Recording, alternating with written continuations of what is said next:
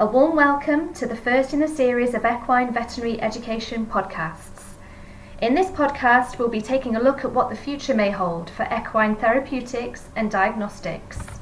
I'll be speaking with Dr. Andrea Bischofberger from the University of Zurich on the role of manuka honey in equine wound healing, followed by discussions with Dr. Thilo Pfau from the Royal Veterinary College on the application of portable inertial measurement units in equine lameness workups. So firstly, the role of manuka honey in second intention wound healing. Hello, Dr. Bischofberger. Hello, Claire.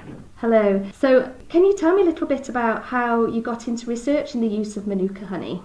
Well, I guess it was due to my supervisor at the time, Professor Andrew Dart, who had done quite a bit of research previously in the wound healing field, and then the fact that manuka honey in Australia is something that is used quite frequently for wounds, so we decided to investigate that in horses.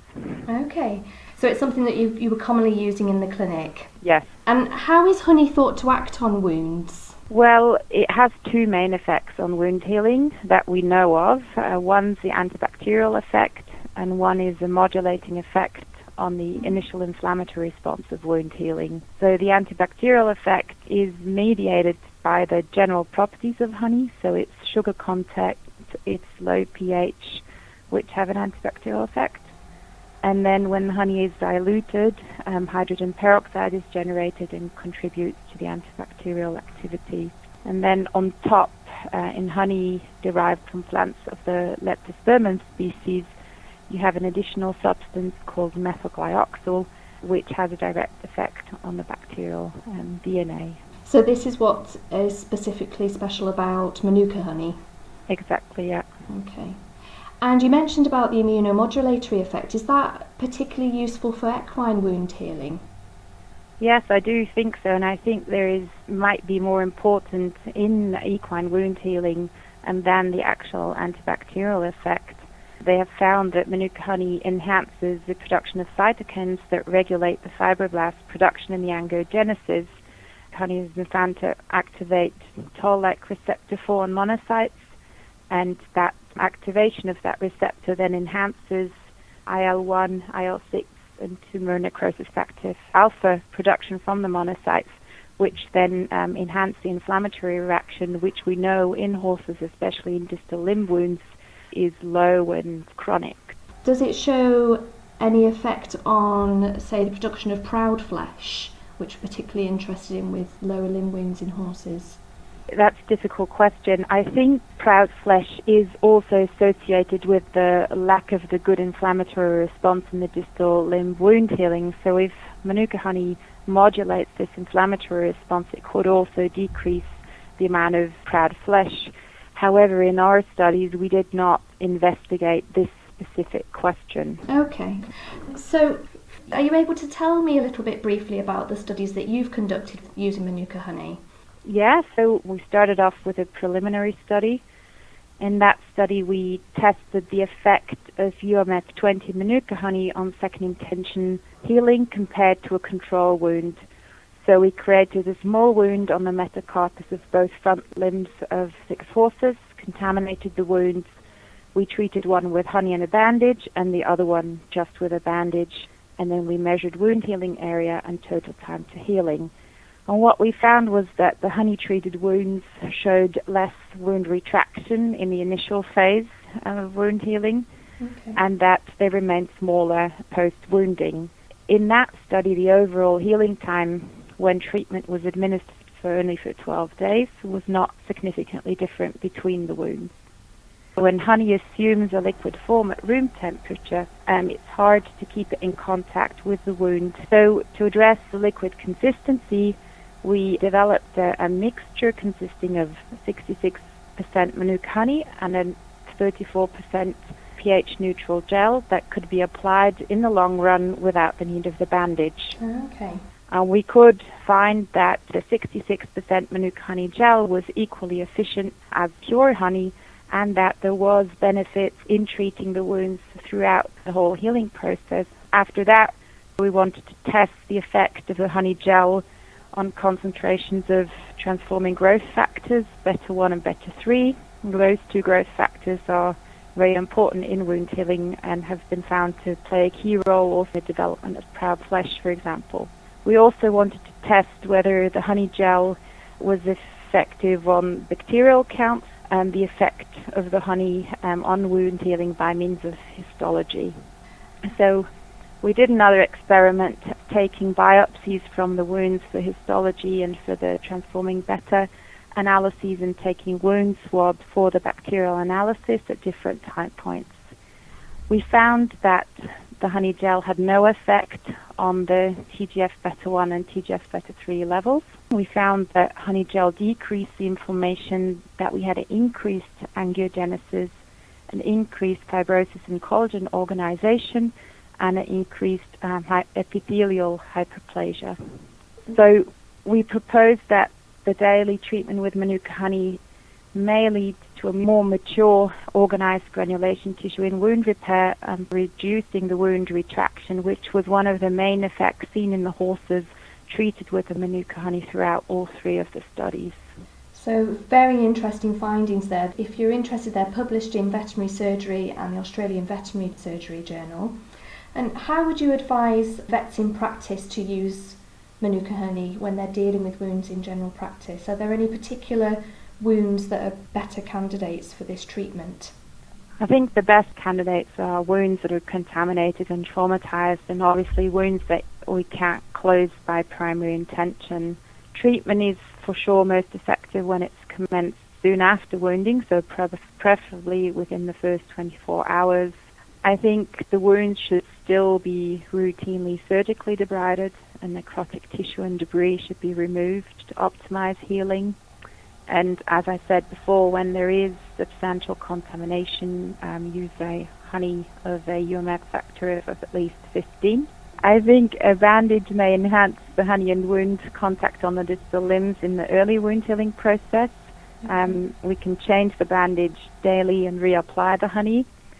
We know that ongoing bandaging is associated with the production of proud flesh, so after 12 days, preferably leave the wound open if possible, and just continue to apply a thin film of manuka honey daily for at least about 21 days after wounding.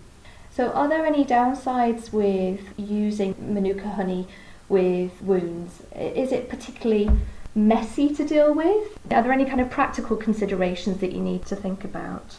Yeah, I guess if it's warm, then the honey will be liquid, so it's probably easier to be used with a bandage. Some horses, if they don't have bandages, they may lick off the honey of the wounds, and flies for sure in summer, depending on the country you're in, can be a problem. I can't give specific contraindications for using it in horses. I can only say that the effect of honey on exposed bones or tendons, or using it in wounds obviously communicating with joints, hasn't been evaluated. From my clinical experience, I have not seen side effects when using it on wounds where bone was exposed or a tendon surface was exposed. However, I tend not to use it in wounds obviously communicating with joints until the communication is closed. Yeah. What can we gain from looking at literature from our medical counterparts? Can we draw on those studies to look at the use of honey in wound management in veterinary species, do you think? Well, I think they probably started off using honey a lot earlier than we did, and so I guess some of the application protocol that we started using we got from the human literature, and also there's a lot of in vitro studies showing the spectrum of how the manuka honey works on different hospital isolates and different bacteria, for example. And so I think we've seen a lot of information from that.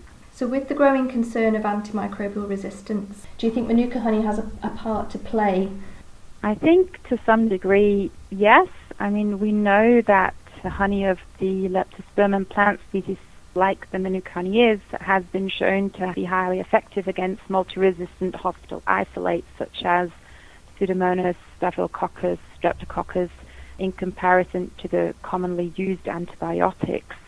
Also, bacterial biofilms, for example, have been associated with delayed healing and chronic wound infection in horses and in humans. manuka honey has been shown to prevent biofilm formation and disrupt established biofilms. So, yeah, encouragingly, I think at this time point there are no clinical reports of acquired antimicrobial resistance to honey. That is probably due to the multiple synergistic activities that give honey its antimicrobial activities. There is a recent in vitro study that has found that suboptimal concentrations of manuka honey can allow resistant bacterial wound pathogens to emerge. So I think it is always very important to keep the concentration of the manuka honey very high in the actual wound area for this not to happen. Okay. UMF 20 was the concentration that you were using, was it? Yes. So we used UMF 20. I think it very much depends on the degree of contamination of your wound. Obviously, the higher the UMF factor, the higher the cost of the honey. So if I have a wound that is not very strongly contaminated, I can probably get away with a lower UMF factor. Otherwise, if you have a contaminated wound, I think if you have a factor greater than 15, you should be okay. Okay. What formulations of manuka honey are already commercially available for veterinary species? I think it very much depends on the country you are in. There is a medical manuka honey available, which is also sterilized by means of gamma irradiation, which can be used. That is, for example, available in Switzerland and was also available in Australia. I don't know how that is in terms of the UK or the US. Thank you very much for talking with us today, Dr. Bischofberger. It's been a pleasure. Thank you very much. Next up, I'll be speaking with Dr. Pfau from the Royal Veterinary College about quantitative assessment of gait parameters in horses. Dr. Pfau, welcome. First of all, could you give me a little bit of an introduction into your background in equine gait analysis? So I've been working for the last more than 10 years now in the area of lameness exams, despite not actually being a vet, but having come from a more computer science background and then going into animal biomechanics, I soon realized that we could probably do something about measuring things in horses during lameness exams. And this is really how I came to it. I mean, I just came to the RVC, worked in the structure and motion lab here on various other locomotor biomechanics projects, and then realized that there's a gap there that we can do something about measuring lameness rather than just looking at it. Okay, so you mentioned there's a gap there in terms of the level of detection possible by the human eye. Could you tell us a bit more about this? There's really two things. One thing is, as you say, is that we have done some studies where we've looked into how good the human eye actually is at seeing asymmetries. And asymmetries is really what we're talking about when we're talking about lameness. We have measured that it needs around 20% asymmetry in movement before vets, and not only vets, before people can really see asymmetries. And so we have sensors and we have cameras, of course, that can measure these asymmetries at a higher accuracy and a higher precision. The second thing is we, of course, had these camera-based systems that we and others had been using for like decades in the gait laboratories. But these are rather cumbersome things to do because you have a lot of cameras, you have a lot of expensive equipment standing around, and then you have to put a lot of markers on your horse, and then you can measure this with very high accuracy. But this is not very practical. So if you're going to do a lameness exam and you're looking at the horse under different conditions, you're looking at the horse on the straight and also on the circle and also in ridden exercise, then your camera-based systems are very quickly at their limit because you would need like hundreds of cameras to capture all these areas. And not even we have that much money that we can afford them. So we needed something that is a little bit more flexible, that is a little bit cheaper, so that we can instrument horses without any need for big and bulky equipment standing around. So that sounds like a practical solution to these problems. Can you tell us about the benefits of using technology to assist with lameness examinations? The biggest benefit as I see it, and I think from the work that we have been doing with Andy Fitzjackson and also Marie Rodin in Uppsala, is that we see a big benefit in actually looking at complex lameness cases. So lamenesses that are mild. We here at the RVC and also in Uppsala, that's more a referral level caseload, I guess. And so we often see very tricky lameness cases and very mild lameness cases. And this is where really the strength of the IMU-based system, so the inertial sensor-based system, comes in, because we can follow the whole lameness exam. It's not a golden bullet in a way. It's not like you put the system on, you trot the horse up and it will give you the answer. This is absolutely not what it does. What it does is you can gather information, you can gather quantitative information about all the things that you are doing during a lameness exam. Excellent. So these wireless inertial measurement units, what are they and how do they work? An inertial measurement unit, or IMU in the technical jargon, I guess, is really a self-contained small miniature device that has accelerometers in there, that has gyroscopes in there and magnetometers. So this is basically what you will find in your smartphone, and the sort of sensors that you find there that, for example, tell you whether your phone is in landscape or in portrait mode. And it is also used for a lot of games where you move your phone around and these sensors detect how you're moving. The sensors that we are using are a little bit higher accuracy than what you find in a standard smartphone, but is used a lot now in human gait analysis, so in human hospitals. What they do is they measure acceleration, they measure how fast that sensor is turning, and they measure its orientation, basically. This is what they're designed to do. What we are doing with them is we are making use of that information, which is the orientation of that sensor, and also the acceleration of that sensor. And in particular, we're looking at vertical movement. So we're looking at how much that sensor is moving up and down. And this is very handy for lameness exams, because we can calculate how much the head is moving up and down. We can calculate how much the pelvis is moving up and down. And so we can relate this to two of the most commonly used lameness parameters, which would be the head nod for forelimb lameness and the hip hike or pelvic hike for hindlimb lameness. And this is really where the IMUs come in, where we can measure vertical movement of head and pelvis with good accuracy and precision. Okay, you mentioned that other equipment has been cumbersome to use and expensive. So what is it about the IMUs that make them more practical? Okay, so it's really that these things are small. They are wireless devices, so you just need a laptop computer or a tablet computer that is sitting somewhere in the vicinity of the horse, and then you just attach your sensors to the horse. This depends a little bit on which particular system you're using. We have a system where we put a sensor on the top of the head, so on the poll, and we have 3 sensors that go over the pelvic area, 1 in the midline and one on each hip. And this really just takes a couple of minutes. It's not really a free lunch. You need additional time to do this, but then you have the benefit that you get data out of this that helps you to interpret your data a little bit more objectively, a little bit more quantitatively.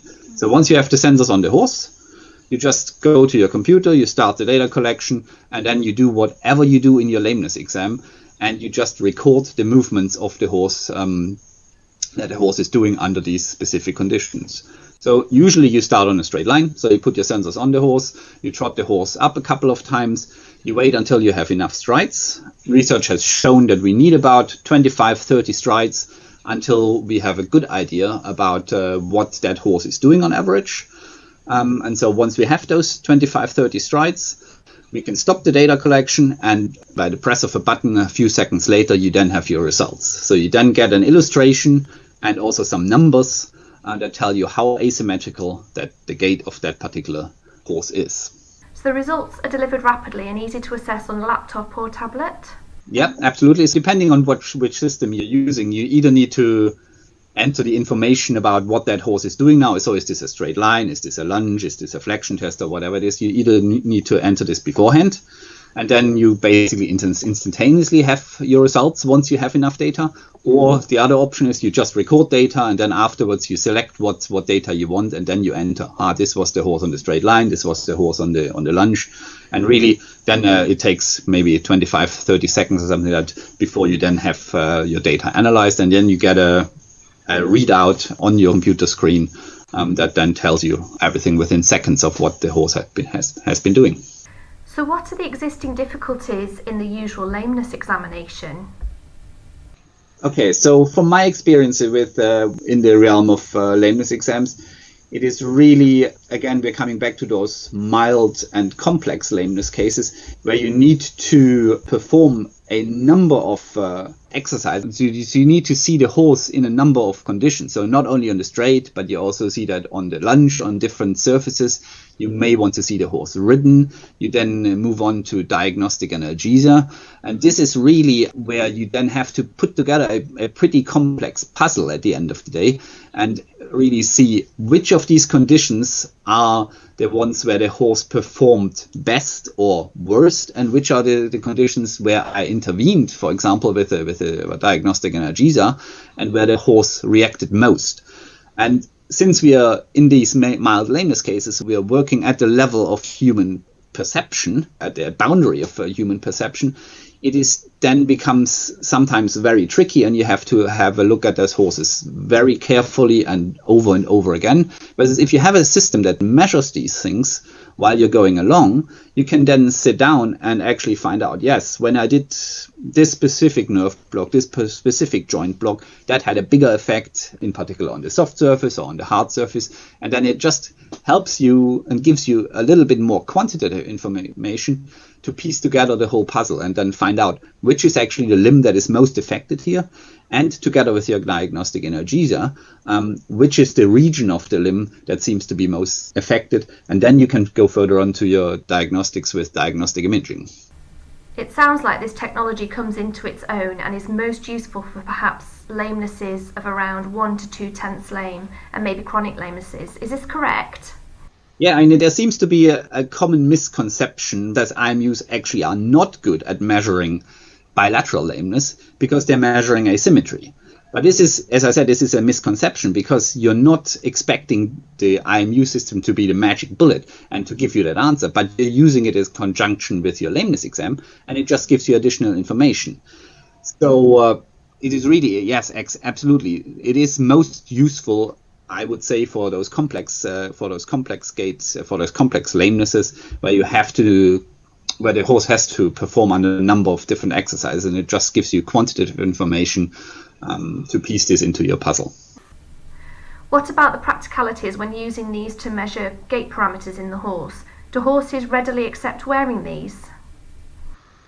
Yeah, again, that depends on which particular system you use, but in general, you have a sensor on the head, which is attached usually to the headpiece. We attach that with a bit of Velcro to the headpiece, and the other sensors that are then mounted over the body of the horse, so over the pelvic area in particular, we use double-sided tape to attach that to the horse. That works fairly well in most horses. So you've obviously got a lot of experience with the use of these inertial measurement units. How would you like the use of these to develop in the future?